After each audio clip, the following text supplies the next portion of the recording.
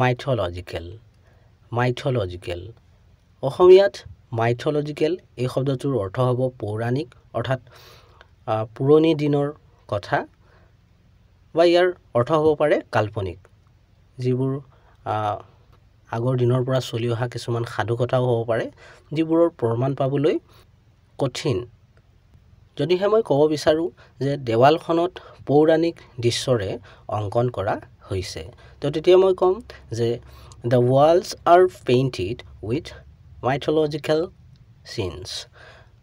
বা যদিহে মই ক'ব বিচাৰোঁ যে প্ৰায়বোৰ ইতিহাসবিদৰ মতে